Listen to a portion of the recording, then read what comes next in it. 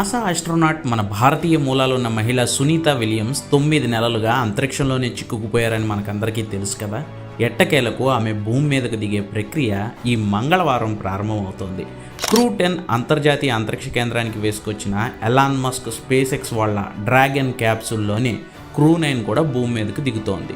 Crew 9లో మొత్తం 4 ఉంటారు. సునీత విలియమ్స్తో పాటు స్పేస్లో చిక్కుకుపోయిన బుచ్ విల్మోర్, ఇంకా నిక్ హ్యాగ్, రష్యా కాస్మోనాట్ అయిన అలెగ్జాండర్ గోర్బునోవ్ కూడా ఉంటారు.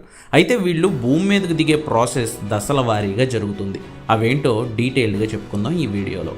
Number 1, hatch closing. Hatch closing అంటే ఏం లేదు, సింపుల్గా చెప్పుకోవాలంటే చుట్టాలను బయటకు పంపించి తలుపులు వేసుకోవడం లాంటిది అన్నమాట. ఇన్నాళ్ల పాటు స్పేస్లో గడిపిన సునీత విలియమ్స్ ఇంకా 3 ఆస్ట్రోనాట్స్కు అక్కడున్న మిగిలిన సైంటిస్టులు, ఆస్ట్రోనాట్లు టాటా గుడ్ బైలు చెప్పేసి ఇదిగో ఇలా డోర్ క్లోజ్ చేస్తారు. అంతర్జాతీయ అంతరిక్ష కేంద్రానికి డాకింగ్ అయి ఉన్న క్యాప్సూల్ను అన్డాకింగ్ అంటే విడిపోయే ముందు ఈ హ్యాచ్ క్లోజింగ్ అనే ప్రక్రియను చాలా జాగ్రత్తగా చేస్తారు. ముందుగా భూమి మీదకు దిగాల్సిన ఆస్ట్రోనాట్స్ అంతర్జాతీయ అంతరిక్ష కేంద్రం నుంచి డాకింగ్ అయి ఉన్న క్యాప్సూల్ లోపలికి వెళ్ళిపోతారు. వెళ్లాల్సిన వాళ్ళంతా వెళ్ళిన తర్వాత ఇంటర్నేషనల్ స్పేస్ స్టేషన్లో ఉన్న వాళ్ళు వాళ్లకు టాటా బై బైలు చెప్పేసి డోర్ క్లోజ్ చేసే ప్రక్రియను ప్రారంభిస్తారు. ఈ ప్రక్రియలో చాలా పనులు మాన్యువల్గానే చేస్తారు. తలుపు వేసి అది బాగా లాక్ పడిందో లేదో చెక్ చేసుకుని మీటర్స్ అన్నీ చూసుకుని అంతా ఓకే అనుకున్న తర్వాతే హ్యాచ్ క్లోజింగ్ కంప్లీటెడ్ అని కమాండ్ ఇస్తారు. పొరపాటున ఏదైనా ఎక్కడైనా లీక్ అయిందా, ఇటు ఇంటర్నేషనల్ స్పేస్ స్టేషన్ అటు డాక్ అయి ఉన్న క్యాప్సూల్లో ఉన్న మనుషులు అందరికీ ప్రమాదమే. సో అందుకే చాలా స్లోగా, చాలా జాగ్రత్తగా అణువణువు ఓకే అనుకున్న తర్వాతే హ్యాచ్ క్లోజింగ్ టాస్క్ కంప్లీట్ అవుతుంది. ఇప్పుడు సునీత విలియమ్స్ వాళ్ళ కేసుకు వస్తే 18వ తారీఖు ఉదయం 8 గంటల 15 నిమిషాలకి ఈ హ్యాచ్ క్లోజింగ్ టాస్క్ ప్రారంభమవుతుందన్నమాట. Number 2, undocking. ఇప్పుడు క్యాప్సూల్లోకి వెళ్ళిపోయాం కదా అని సునీత విలియమ్స్ వాళ్ళు అన్డాకింగ్ చేసేదాకా ఉండదు. దానికి చాలా టైం పడుతుంది. కింద వీళ్ళు దిగాల్సిన ప్లేసు అండ్ కోఆర్డినేట్స్ అన్నిటినీ దృష్టిలో పెట్టుకుని అన్డాకింగ్ జరగాలి. రెండోది, వీళ్ళున్న క్యాప్సూల్లో కూడా ఏదైనా technical glitches or technical problems ఉన్నాయా లేదా చెక్ లిస్ట్ పెట్టుకుని అన్నీ పర్ఫెక్ట్గా చెక్ చేసుకుంటారు. దీనికి దాదాపుగా 3 గంటల టైం తీసుకుంటారు.